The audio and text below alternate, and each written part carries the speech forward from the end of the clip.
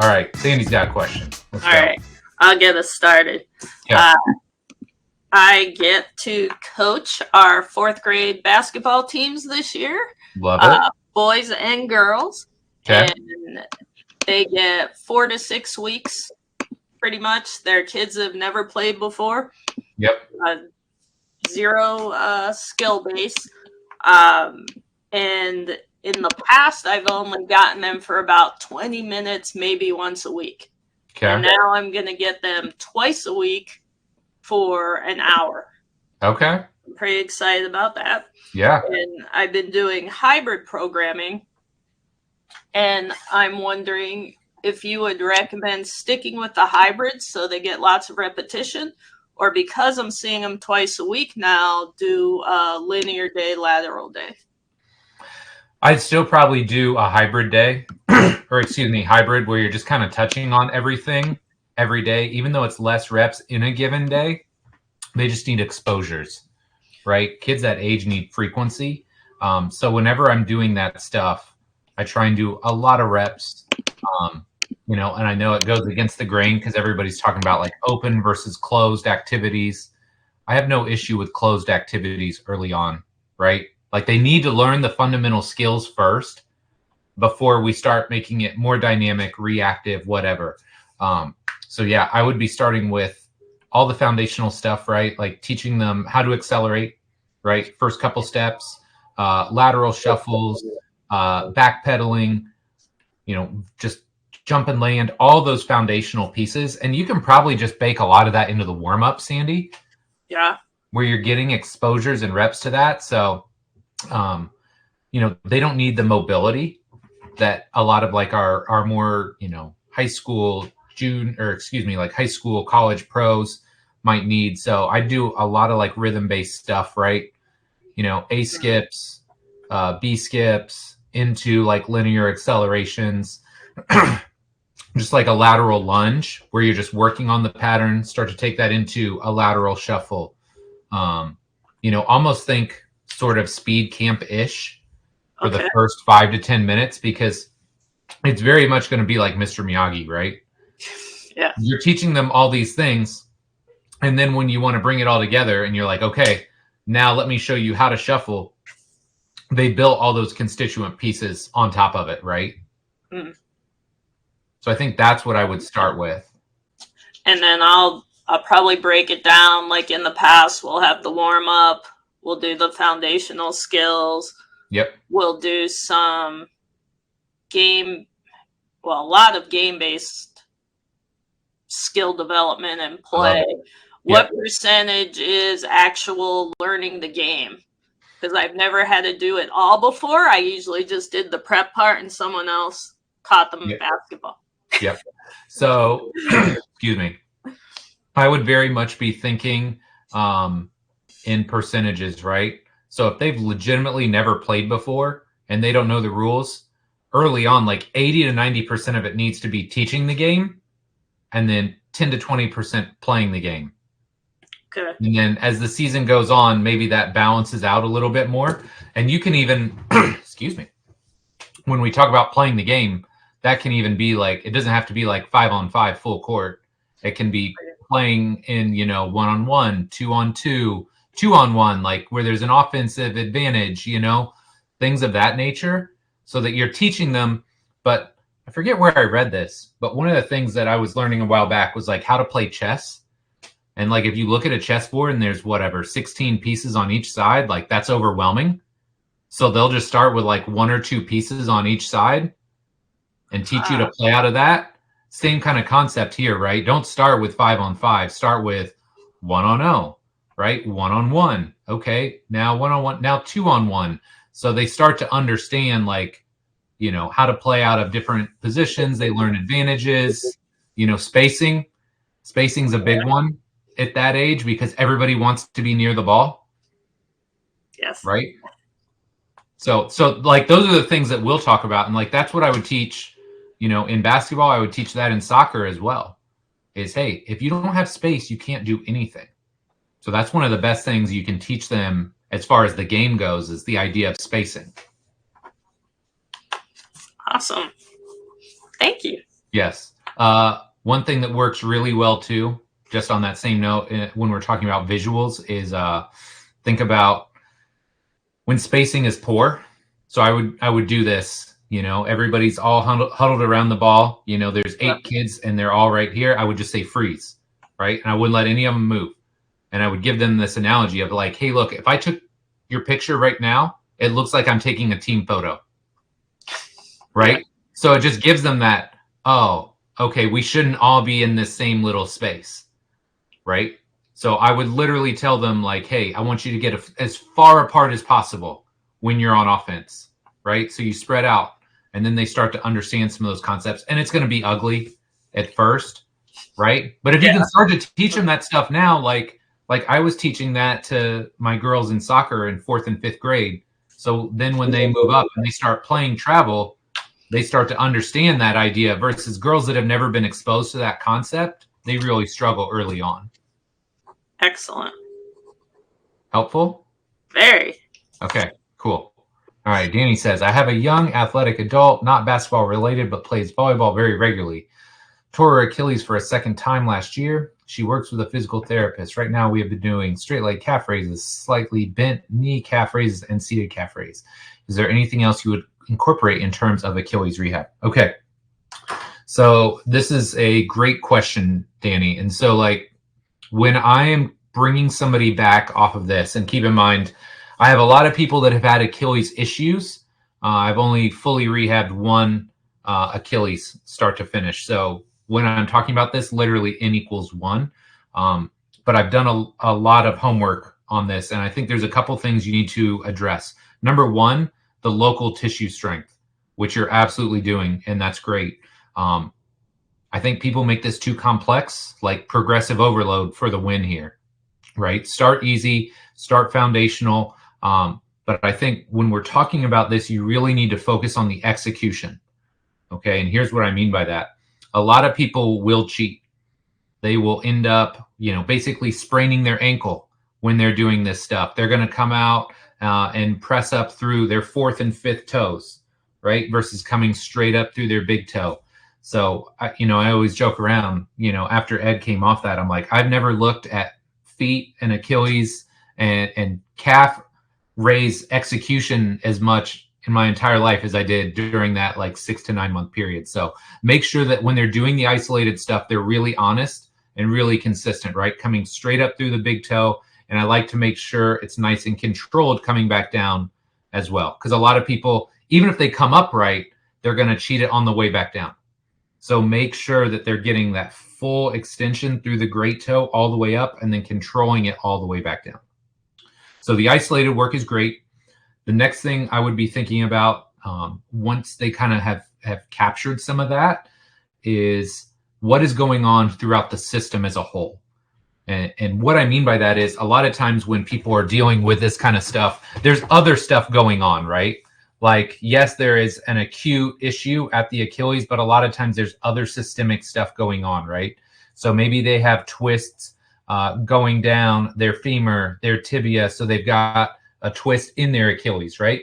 So I'd be trying to untwist those bones, making sure they have full foot contacts through all the different portions of the gait cycle, right? So if they're in heel rocker or early propulsion, can they really get their whole heel down? When they get into dorsiflexion, can they fully pronate their foot? Can they get through their great toe? So kind of checking those boxes in the gait cycle, but also just thinking about, is this one of those people, I don't know how many wides I've seen have this happen, but a lot of narrows that I see this in, again, they just can't pressurize like their pelvic floor. They can't get their pelvic floor to come back up. So I would be thinking about exercises where we're actively trying to get some lower body strength with good body positions, cueing an exhale, getting the pelvic floor to come back up.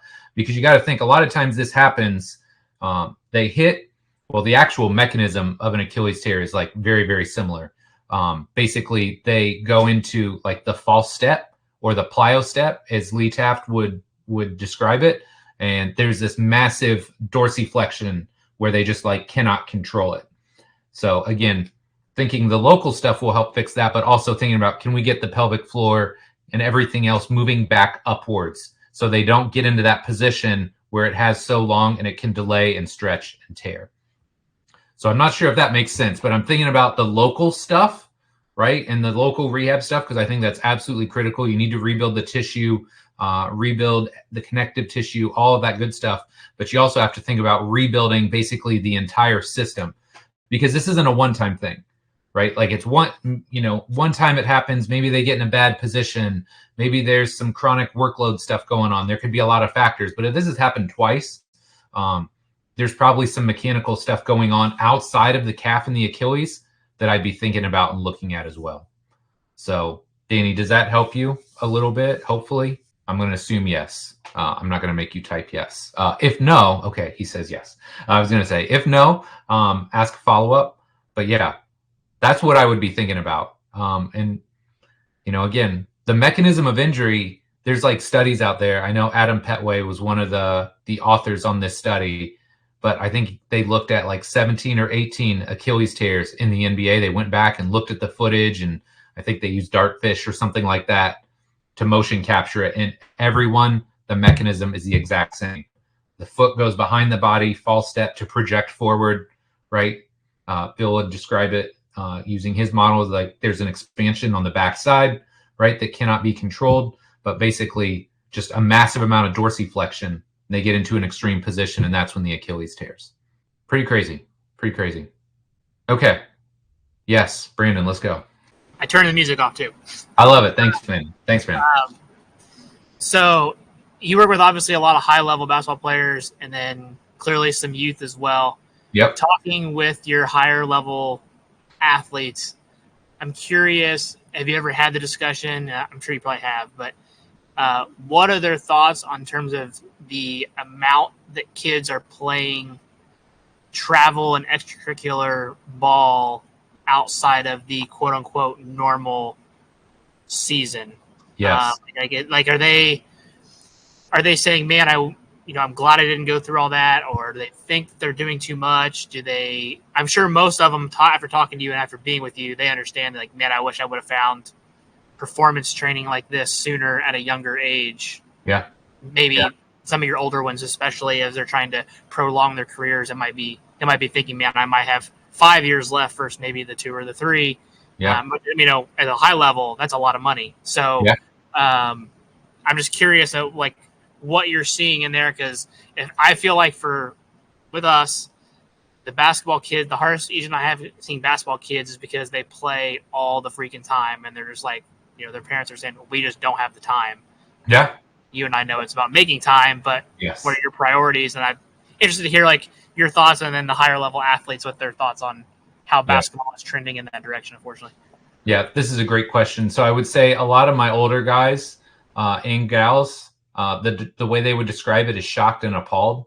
They played a lot of games, right? Like, I think there's this like misconception that like all of a sudden basketball players are playing a lot. I mean, they've always played a lot, but now they're playing even more than they used to, right?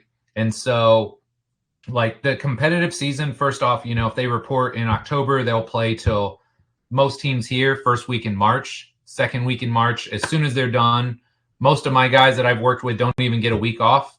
They're kind of expected to be into AAU. So they'll go AAU end of March. That really ramps up April, May. Now, a lot of the guys that I work with are playing June ball. So they take a break from AAU, go back, and now their high school coaches are like chomping at the bit, right? Like, oh, man, I'm about to put some work in on these guys.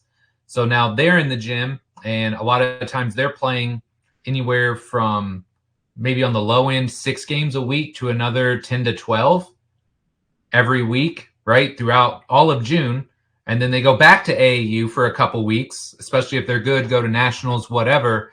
So, I mean, it's a tremendous amount of games, right? Like, there's no way around it. There's not enough recovery. And I forget who told me this now, but, one of my colleagues that works in the NBA basically said, like, the scans they're seeing now for these 19 and 20-year-old kids, like they, obviously they do all the medical scans when they go to the combine and that sort of thing. They're saying the scans that they're getting of these 19 to 20-year-olds now coming out of high school and college are worse than, like guys that had already been in the league 5 or 6 years, like 10, 15 years ago. So hopefully that makes sense. Like just the deterioration and the breakdown they're seeing in 19 to 20-year-olds is commensurate with what you would see in a 25 or 26-year-old a while back. So I think Eric's kind of said a lot to the same accord, right? With baseball, like maybe that's why we're seeing so many upper extremity injuries with our throwers, right? The shoulders, the elbows. We're seeing all this breakdown because it's not what they're doing once they're there. It's all of the accumulated wear and tear before they got there. So I think that's my biggest thing. And I know you're beating the same drum. It's like, hey, look, let's teach you how to take care of and manage your body now. But even more importantly, and I think I don't want to lose people by saying this because people are going to take it negatively and assume that I don't like high school strength and conditioning coaches. And that's not the case. I think it's just really hard to do high school strength and conditioning at a high level where you're individualizing things, giving every kid kind of what they need. Like that's kind of pie in the sky. And I understand that. But I think there's a lot of people that are trying to do it well. And then I think there's a lot of people that are just checking boxes, right? They're hanging the hat on, is this kid getting stronger, right? It's all tethered to the record board on the gym. And I think those are the people that are having the most issues because you take somebody that doesn't particularly move well. Now we're putting a ton of extra weight on them on top of extra gameplay and everything else. And we're just accumulating that wear and tear versus teaching people to move better, right? Maybe however you want to describe it, absorb, dissipate, distribute forces, right? Teaching them the things that they need to be better basketball players. You got the basketball coaches that are like, we need more reps. We need more games. You got the strength coaches that's like, they're not big enough. They're not fast enough. They're not strong enough. Let's do more stuff in the gym. So all of these things are coming to a head. And now you got athletes that, they got a lot of mileage, right? They don't have the best movement skills. We're loading them time and time and time again. And then we wonder why, why does this kid have knee pain? Why does this kid have back pain? It's because the entire system is basically putting them in a bad situation. So without just leaving you with this like really negative, sad viewpoint of things, one of the things that I'm trying to do is multi-pronged, right? Whenever possible, if the kid's going to do weight classes, I'm going to try and work within the confines of what they're doing, right? So I fill in the gaps. If they're going to, because this is what I hear, right? I've got kids that are in the high school program and they do the same 5 exercises basically year round for 4 years. They power clean, they back squat, they bench press, they do a hamstring exercise and an ab exercise. Could you imagine you're a power lifter, dude, right? Could you imagine doing 5 exercises 4 to 5 days a week for the next 4 years? You'd be awful. So giving them some variety, right? And giving them the tools to be successful. So if you're going to go in a weight room, hey, if you're going to squat every day, I'm at least going to teach you how to squat well, right? I'm going to try and fill in the gaps. So if you're doing all of this basic strength training, I'm going to work on speed training. I'm going to work on movement training. I'm going to do split stance and single leg work. I'm going to teach you how to do a good push-up. I'm just thinking about how can I fill in the gaps? And then a lot of discussions with the kids and with the parents. So outside of basketball, recently I've had a couple like soccer kids, like young, like 12 and 13, where they want to start training. I'm really bad at saying no, so I'm probably going to do some work with them. But like the parents are really like curious. They're like, well, what do we need to do? Because one kid's already basically like a pro, right? He's already kind of signed like a pro academy level contract at 12 years old. So I'm trying to teach the dad, look, he needs breaks from the sport. I don't care how good he is. He needs breaks, even if he loves it, right? And I get the impression this kid really does. Some like it, but really it's just the parent liking it, and the kid wants the parent to like them. So I'm like, you got to take breaks from the game. We got to start training now, and I'll put training in air quotes. But at 12, hey, I want to teach you how to squat, how to lunge, how to do a push-up, how to do a pull-up, just owning your body, right?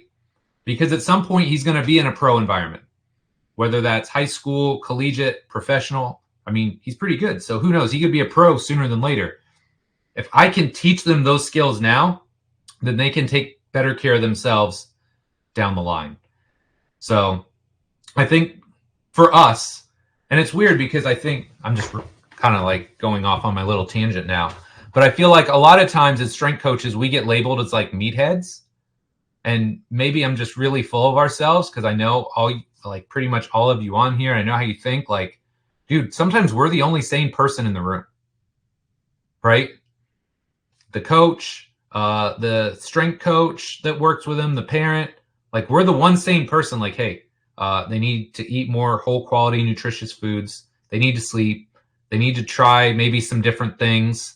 Don't just play the one same sport year round. Take breaks. Like, it's such common sense, but a lot of times people just kind of miss the forest for the trees. So I don't know if that answers your question. I think I answered it up front and then I gave you my thoughts on the back end, but that's what it comes down to. We've got to do a better job early on of preparing these kids for like what's to come and the parents, and just start educating them on the front end. So hopefully by the time they get into high school or they get into college, they can manage their time and their bodies a little bit better. Okay, Angelo, following on the topic of understanding basketball athletes playing often throughout the week, I want to know your thoughts on contrast training in season for collegiate and professional basketball players for the days they do lift. So contrast training, I'm going to take that as like where you would do like a squat and a power exercise or some form of post-activation potentiation. I think that's what you're asking. So that's what I'm going to answer here. I actually really like that. I really like that sort of training because what it allows you to do, it allows you to tap into not only the strength side, which I feel like gets really underutilized and underappreciated in season. And I see this in basketball, in volleyball, in soccer, all the sports that I've spent the most time. What happens is the season goes on and people get further and further removed from the weight room. And again, the goal isn't to keep anybody like powerlifting, but you need to maintain your base levels of strength. We know that the weight room is great for connective tissue health, and that's what we see in a lot of these like bouncy athletic creatures. The season goes on, and now they start to have these nagging, like my hamstring hurts, my groin hurts, my calf and my Achilles hurt. And a lot of times, yes, there is wear and tear that's associated with the game and the postures and the positions that we get into.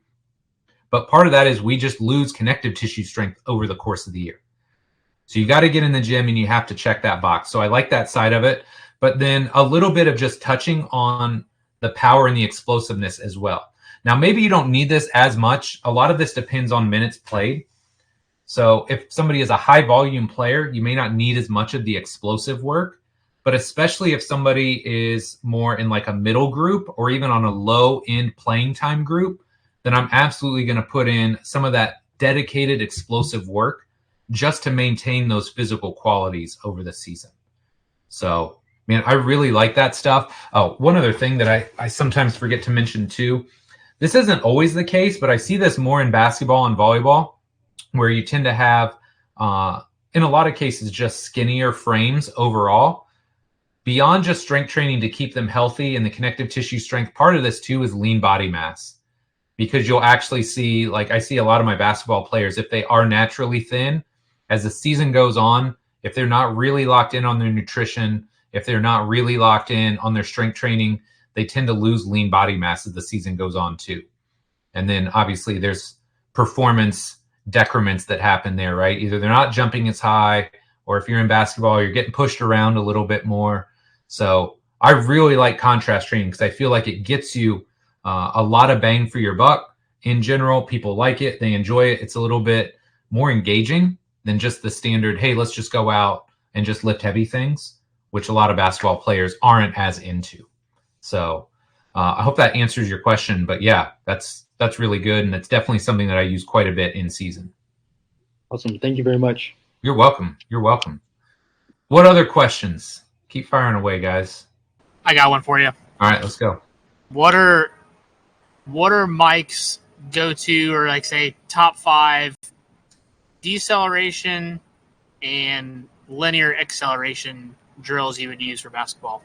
It's obviously kind of a short space, 93 feet or whatever the court is. So a lot of stopping and acceleration mechanics more so than anything else. So curious what drills you kind of like have as your go-to for those guys. Great stuff. Okay. So you want acceleration and deceleration? Yeah, both? top 3 or 5 of each. Yeah. Yeah. So first off, I tell you what I love are loaded accelerations. And there's a couple ways you could do that. You could do it with a prowler, right? If you just want to focus on like pure lower body mechanics. I also like sled stuff too. Anything that just gets them to feel that incline body posture and driving down and back, right? So if I feel like somebody just isn't figuring it out with their legs, I'll generally use a prowler. And if I feel like somebody just needs to coordinate arms and legs better together, then I'll use a sled. So I love that. Another thing that I love are just like band resisted starts, right? So 2 bands tethered together, they step in, and then we just work on loading the front leg and then exploding out. And the way I'll describe this is it's not even a first step as much as it's almost like a linear jump, like a single leg linear jump, where we're really working on exploding off that leg. Because I feel like a lot of athletes struggle with that. Now, again, there's movement components to that we'll clean up later in the session, maybe with front foot elevated work, half kneeling work to try and get the separation between the hips. But as far as just teaching them how to actively push, I love band resisted starts. And then the other thing that I'll work on for more like quickness and true like first step acceleration, I feel like maybe Lee Taft does something like this, but there's multiple ways I can do it. I like just 3 cones in front of me, right? So they're in like a parallel stance, and literally I'll just point to one of the 3 cones, right? And then what we're working on there is finding a good angle to push from. So let's say the cone is, to their left, and I point to that cone. I want them pushing off their right foot, right? We want those action-reaction forces. So we're just working on finding good angles to push from, but doing it in a quick, fluid, and effective manner. So really love that. And again, it sounds super basic, but you'd be shocked. Well, maybe not, because you work with kids all the time. But like the cone's on the left, and they're trying to push off their left leg, right? Versus finding those clean lines of pull. So, you've got everything from slow stuff to just find and feel positions to band resisted where we're working on some projection. And then we've got like quick twitchy type stuff where we're working on pushing off the outside leg and just finding good angles. Okay. So there's a couple acceleration exercises I absolutely love. As far as deceleration goes, I almost always start with something band resisted. Okay. Just to slow down and control momentum. And so a lot of times here, what I like to do is just teach them how to stop on 1 and 2 legs. So maybe that is a band resisted closeout or a band resisted lunge stop. And what I'm trying to teach them here, number one, if it's a closeout, pretty much every kid, and I'm not even going to say kid, every basketball player I've worked with has learned to chop their feet when they close out, right? So they're taking like 20 little steps and they're always on their toes. And so I'm like, hey, do you want to take 20 steps to close out, or do you want to take like 2? So I use that band to teach them to come out, find their heels, right? Heel contact, and then they get into a defensive posture out of that, right? So it happens really fast, but teaching them to close out in a balanced manner, finding their heels first versus doing that chop where they take 30 steps. So band resisted closeouts, band resisted lunge stops. And part of this, I think, is just how you basically teach this to them, right? And giving them some context. So closeouts, everybody understands that. And that's always a great talking point, because I've never had somebody in all the years I've coached this teach a closeout the way that I would like for them to do it. So closeout, and then like a band resisted lunge stop, I'm teaching them, if they're like a point guard, hey, if you're coming downhill, you got to get your leg out in front of you and you got to put the brakes on. I will also teach them, look, I want you to sit into this lunge a little bit and just go through that full range, but this could be your step back, right? So you're going to get your foot out in front. You're not going to go this deep in the motion, but I'd rather work through the motion now and build some of those spaces, build the strength in those muscles, so that if you do need to stop harder later on, you can do that. So band resisted stuff, absolutely love it. From there, a lot of times I'll take them into different variations of those, right? So maybe we take our 3 cones again, and we would go into like a linear, like sprint out. So sprint to the cone and then back pedal back, right? And we just alternate cones. Another one is just 3 cone closeout, right? So I point to a cone. I want you to sprint to that cone and then close out. From that same drill, you could even take it a little bit further. So you could have like one cone that they start at, a second cone that's maybe approximately where the free throw line would be, and then a third cone where the 3-point line would be. And so they're standing there, they're ready to go, and you just call 1 or 2, or short or long, and they're going to close out to that space. So what you're doing there, you're just playing around with momentum and body control, right? That short little closeout, super easy. Maybe they're just taking 2 or 3 steps. But hey, if you're going to close out on a shooter, that would be a really long closeout, going from under the basket to all the way out to the 3-point line. But again, we're just trying to teach them, hey, we need to sprint. And then this is about when you need to start slowing down to actually control and own your body positions. So like it just leads to so many great talking points, right? Because then even once I've taught those basic skills, now it's like, okay, hey, now you got your closeout, but does everybody shoot the second you close out? No? Okay. So now we play out of that, right? So now maybe we take one of those drills and it's, a short or long closeout. Now we're going to take that into a hip turn, right? So now, oh, they got you on your left shoulder. Now you got a hip turn and, accelerate out of it. You see where I'm going with this? So there's so many levels and progressions to it, but very much like part to whole, because even the high level pros, like you'd be shocked. Like some of them do really well, but a lot of them, they have things that they can be working on. And so like when they come and they start working on their movement, they're like, oh, wow. Like, I played basketball for 20 years now and nobody's explained it to me like that. So I think there's a lot of educational moments in there that tie in really well. Because we've got our movement model, right? How we want somebody to squat and hinge and lunge. Now we start to take that and apply it onto a basketball court, and they're like, oh, wow, this is really like all encompassing. This takes care of all of the things that I'm looking for. So long-winded answer, but those are some of my favorite acceleration and then deceleration activities when we're thinking linear. Cool? Cool. How about do the same for lateral? Man. Well, you can probably figure out I love band resisted stuff. So almost anytime I'm teaching somebody to come in and out of cuts, I like the band, at least initially. Because a lot of times what people can't find there, they don't have this concept. There's a couple pieces to it. Number one, they don't understand what Bill would describe as like a middle P. They don't understand what it feels like to like find an arch and really push. So I like band resisted stuff to, number one, help people figure out, first off, if you're shuffling to your right and you want to come back to your left, right? It's action reaction. So you watch most people do it. Their right foot is barely outside of their base of support, and then they stand right back up, right?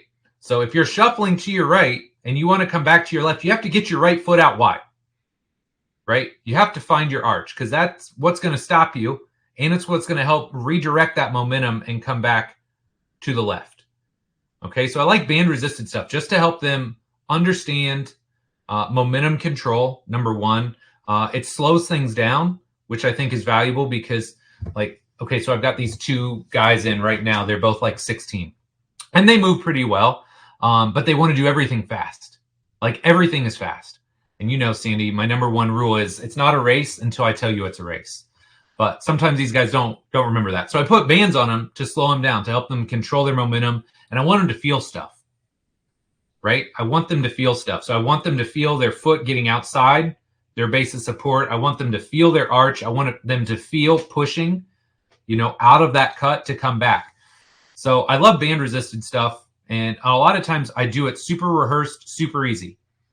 There's no cue up performance. It's just, hey, I want this to be fluid and athletic, right? Shuffle out, find your arch, shuffle back. Be fluid and smooth. I know I think I heard it from Jocko, but slow is smooth, smooth is fast, right? They talk about that with running. Same thing here. I want things to be smooth and fluid first, then we can add speed and pace to it. So I love band resisted, just coming in and out of cuts like that. I love all kinds of activities coming out of hip turns. So shout out to Lee Taft there. Obviously, he is the hip turn master.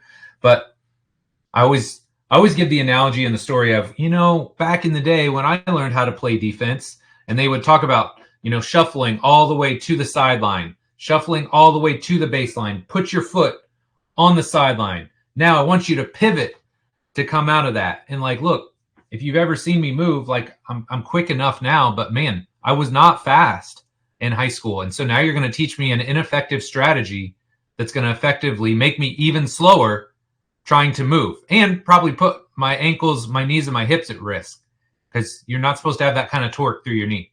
So instead of, hey, if somebody taught you to pivot on this leg, stop doing that, right? Learn how to find an angle and then push. And so we talk about action, reaction, right? So we're going to hip turn. And if you want to go to your left, I need your right foot out wide. I need you to attack the ground, and I need you to shuffle in this direction. So a lot of the stuff that we'll do will start revolving around those two things, right? I want to teach people to hip turn. And you guys, you've probably seen it for sure, Sandy. But a lot of times it depends on when I'm going to have somebody. But I'm almost always going to have a lateral acceleration theme day, and I'm going to have a lateral change of direction day. Because if you can understand those concepts, you know, I just feel like linear stuff comes inherently a little bit easier for most people. The lateral stuff is where a lot of people struggle.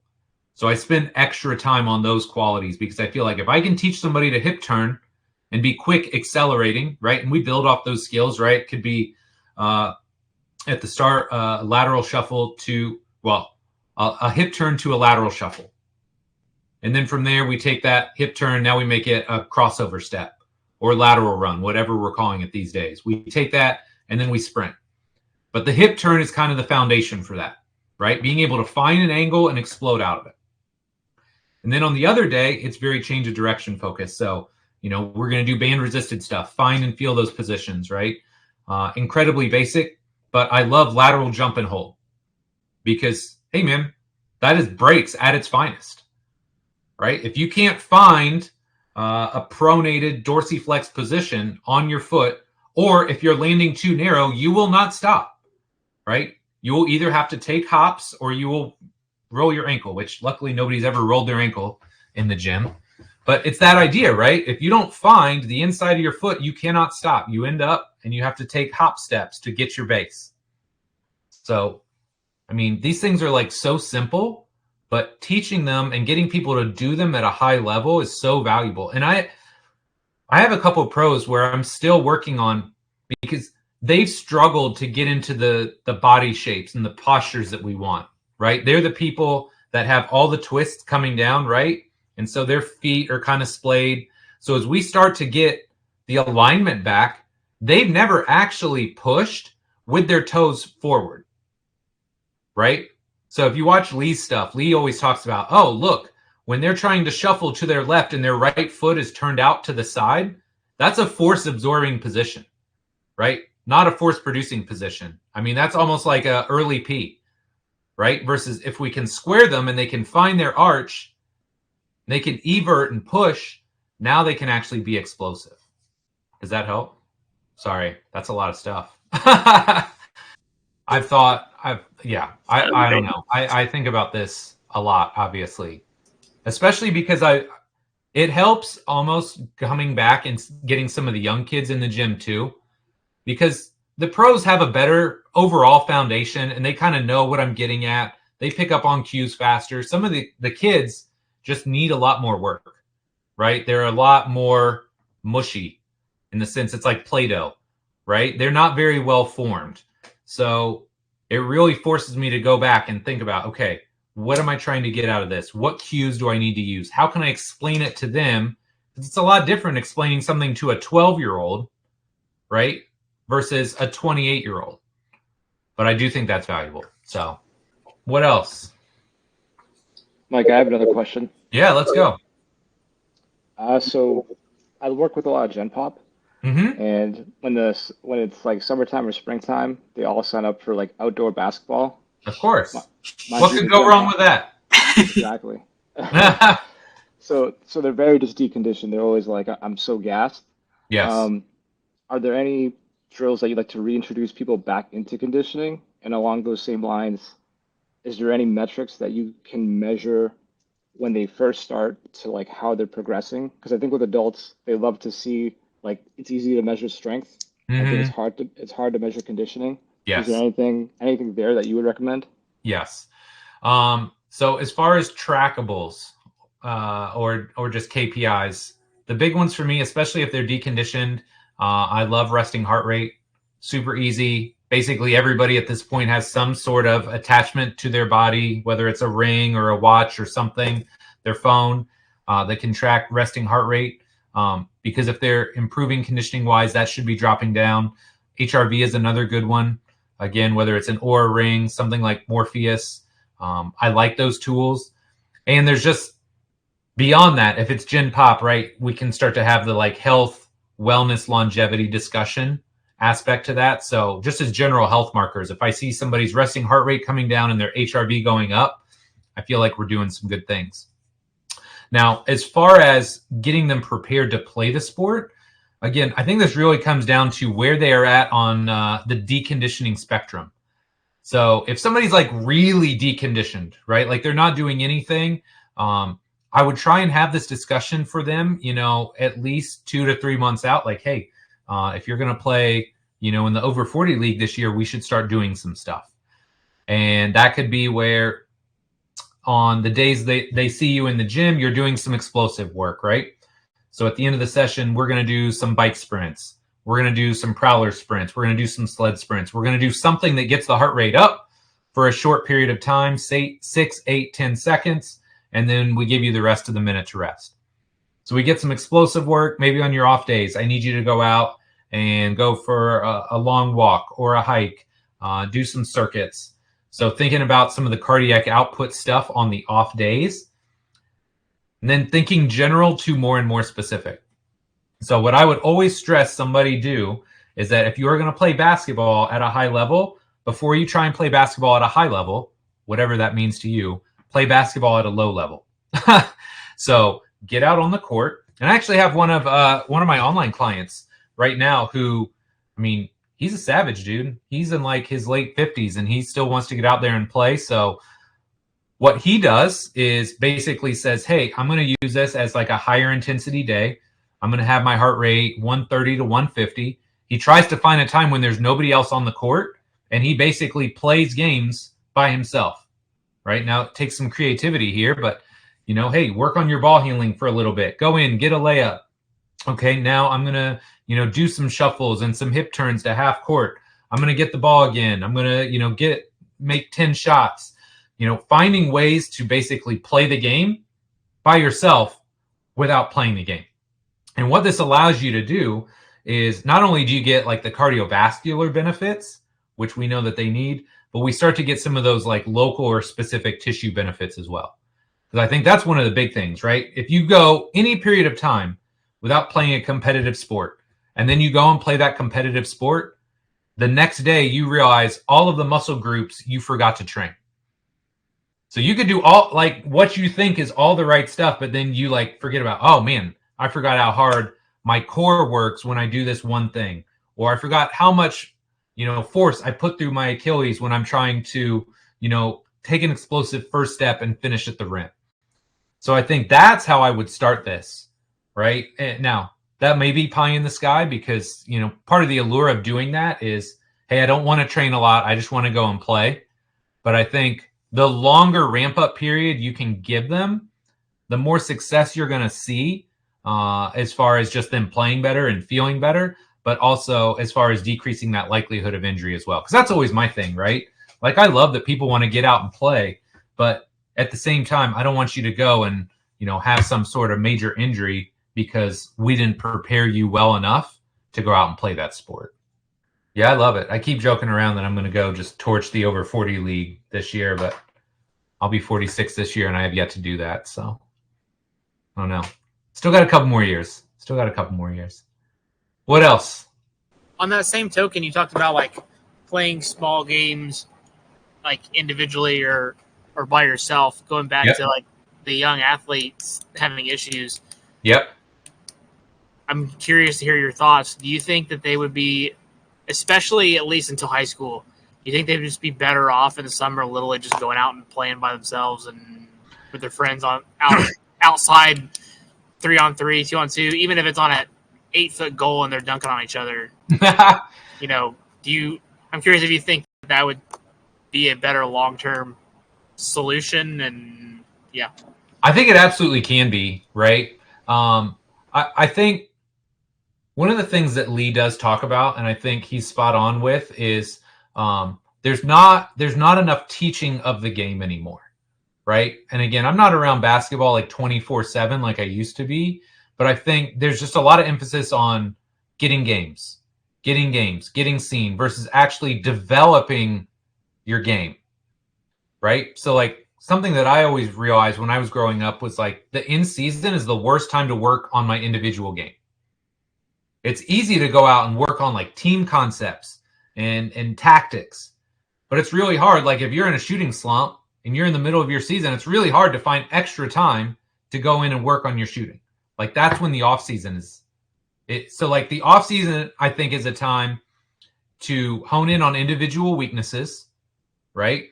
So like what things are keeping you from being your best self, right? Whether it's shooting, ball handling, whatever the case may be. What do you need to work on there? Learning how to play in the context of small-sided games, right? Where it's maybe, hey, let's play for a couple minutes and then we break down. Okay, what are we doing well? What do we need to work on? Hey, this was really great when you did this thing. I need you to do more of that, right? So where it's not just a focus and emphasis on playing, but it's on coaching and getting developed and understanding the game. So I think there's benefit to that.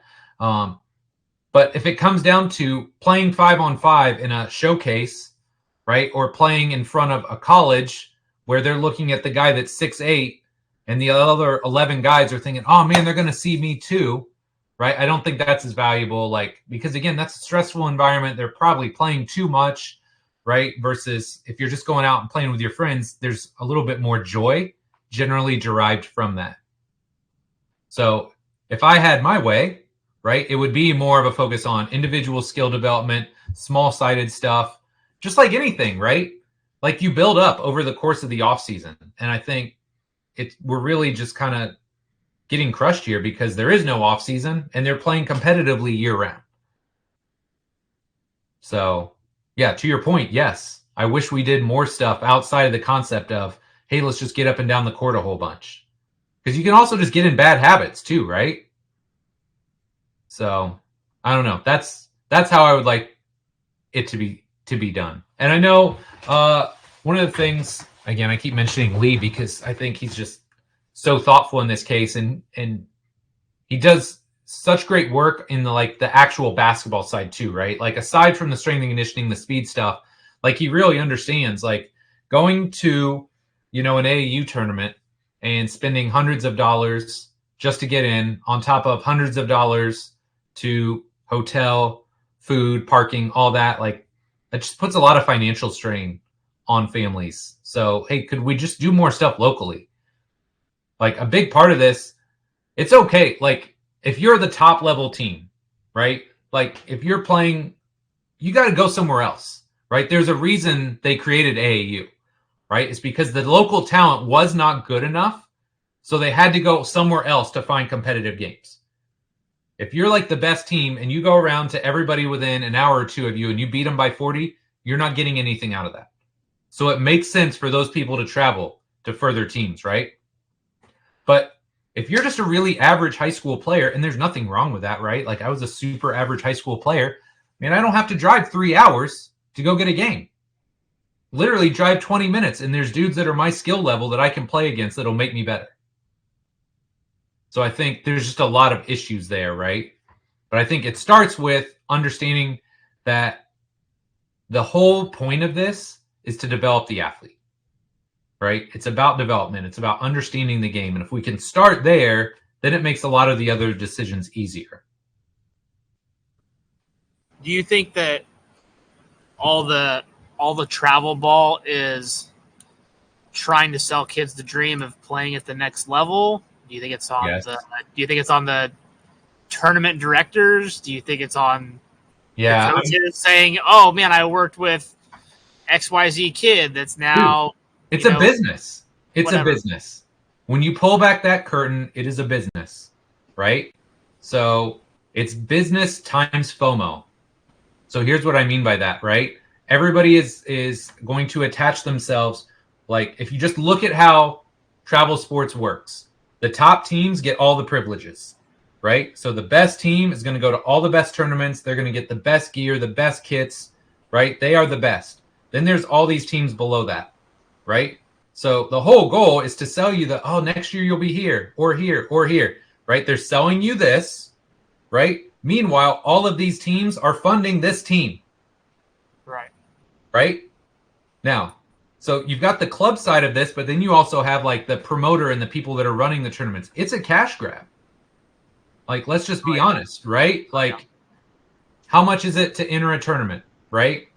And I don't know. I think in soccer it's like $600 to $1,000 just to enter, right? Think about how many teams are in a tournament, right? Yeah. And then soccer is better. Soccer is better. But in basketball, right? So there's an entry fee, right? There's parking, right? They will charge you to park. They will charge you every day to come in and watch. Sometimes you can't even get a whole day pass, right? Or you have to buy a whole day pass separate. You just get a game pass, right? Now imagine if you take your family to your game. I mean, and you had to fly there and you had to get a hotel. I mean, again, the people that are making, and oh, by the way, they have an agreement with the hotel. So they're going to charge you $250 for the room. The room's really $150. Now the promoter is getting a kickback on that. Right? Yeah. So it's a business at every level. So once you understand that, it makes you a little bit more conscious of, okay, I see how this is really working. But yeah, but then they do play on the whole FOMO thing, right? Like, well, if you don't do this, your kid's going to be behind. And if they're behind, they're not going to make the high school team, or they're not going to get a college scholarship. They're not going to get looks. Do you think the high school sports are, I want to sound terrible saying this, it sounds to me like high school sports aren't even worth it. I mean, here's how I think about it, right? Because we're getting close to this. Kendall's going to be in 8th grade this year. Would I love for Kendall to make the soccer team? Yes. Is it going to be hard? Yes. Because, I mean, it's murderer's row. She's going to walk in, and her entire birth year is really good. What high school did you go to? Fishers. Okay. Yeah. So, I don't know. I mean, maybe 120 girls are going to go out for 3 teams. Like, that's crazy. Yeah. And, I mean, I had a kid a couple years ago. He went to Hamilton Southeastern. And he's like, look, all the kids that got cut from the baseball team, like whatever, these 20 kids, they could all go to any lower level high school and play immediately. Some of them could probably play at like a D3 level. They're that good, but they can't even make their high school team. So I think it really depends on what size of high school you're going to, right? Right. Like if you go to, I think it's the opposite here, because the level of talent here, especially if we're talking basketball, yeah, level of talent here is not good. Yeah. Like any of the kids up where you're at, if they came here, they would be the guy more than likely. Yeah. So this is the discussions that I have, right?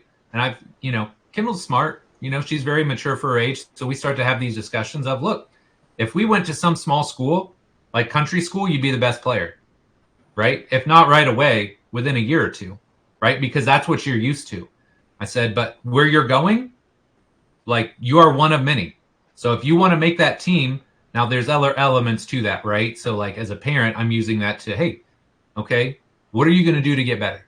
You can't just show up to soccer practice 3 days a week. Okay. We can get in the gym, right? We can do extra skill development.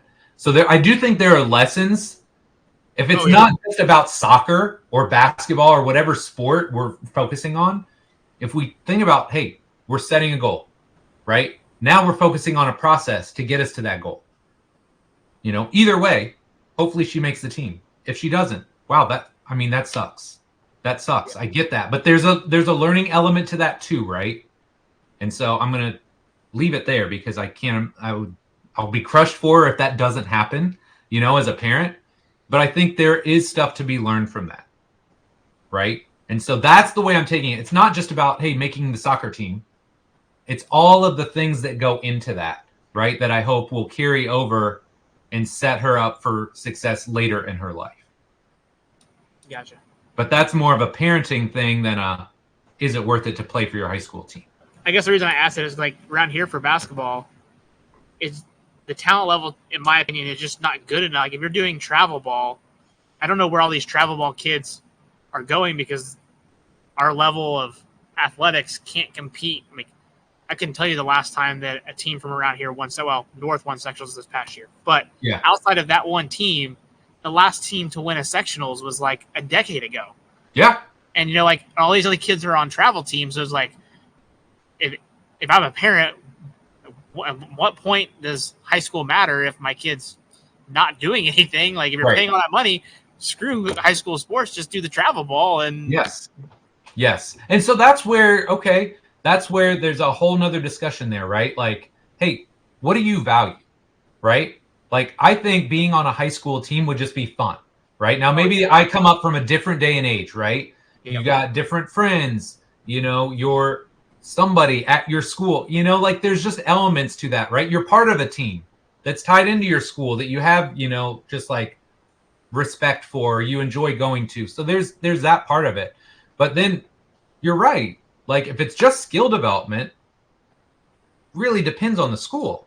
So like, if you go to a small school and they don't have very good coaches, it may not be worth it for you to play for your team versus, hey, I'm just going to go focus on my club because I play for a really good club team and I'm going to get more exposure. I'm going to play for, better coaches, be around better talent.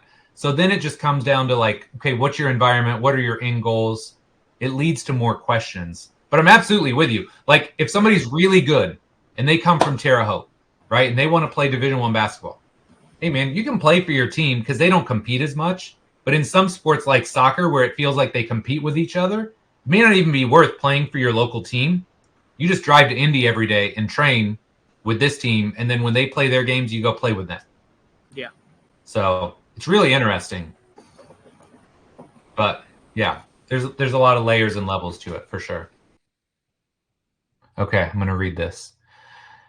In the case of if someone who is a corrective exercise specialist, is there anything specifically that you do for inhibition, lengthen, activation, integration, overall as correctives, movement prep in a group setting for collegiate or professional basketball players? I mean, I always think of in my R7 system, kind of that R1 through R3. We're almost always going to do some foam rolling. So we're going to spend some time on calves, quads, feet. We're always going to attack kind of those areas and make sure we can make them just as loose and supple as possible because they tend to get really beat up and really stiff, especially as the season goes on. I'm almost always going to do some form of breathing activity as well. Something that is going to either recapture foot positions. We talked a little bit about it early on, but just that ability to go through the gait cycle and get somebody to find a good heel contact, get their knee over their toe, get their foot to actually pronate and get their ankle to dorsiflex. I'm almost always going to have something like that in their R2. And I'm also probably going to get some activity to either reorient their hip sockets. Shout out to Bill Hartman if you want to find his little, forget what he calls it, oblique sit. That's it. The oblique sit video on YouTube. That's really good. If I feel like somebody's really turned to their right, I'll use some form of socket orientation, or I'll do some sort of activity that gets their hips back underneath them. So generally some sort of like reaching, breathing activity that's going to get their abs and their hamstrings to get back on, because so many of the high level athletes that I work with, they've got this massive anterior pelvic tilt or anterior orientation. So abs and hamstrings help level the pelvis front to back.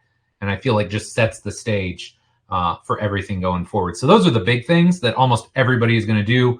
R3, when we get into the warm up, if somebody's really beat up, maybe I'll do some specific activities for that area. Like if somebody's coming off a knee issue or a back issue, but now we're starting to get a little bit more focused and granular. Up top, always everybody foam roll feet, foam roll calves, foam roll quads, and then either reorienting the sockets or getting the pelvis level front to back. Almost everybody's going to do some of those because I feel like that sets the stage for everything going forward. So, Angelo, great question. I feel like that was pretty good, guys. It was good stuff. Hope everybody that popped on today enjoyed this. If you did, make sure you share the bit.ly link. I think it's bit.ly/IFAST BBI. So if you enjoyed this call, if you want to jump on our free calls in the future, I'm going to be doing a free call like this every quarter. So if you are interested, please jump on those and we can talk shop. Also, when you join the group, you will have access to the locker room, which is basically just an open forum Q&A discussion for any coaches that work with basketball players. And last but not least, you will have access to all kinds of curated content that I have pulled together over the years. So videos, podcasts, articles that are all relating to basketball. So, man, thank you guys for coming on here today. Appreciate you. And if you have any questions, just leave them in the locker room and we'll get to them ASAP. So thanks, guys. Have a good one. Appreciate you.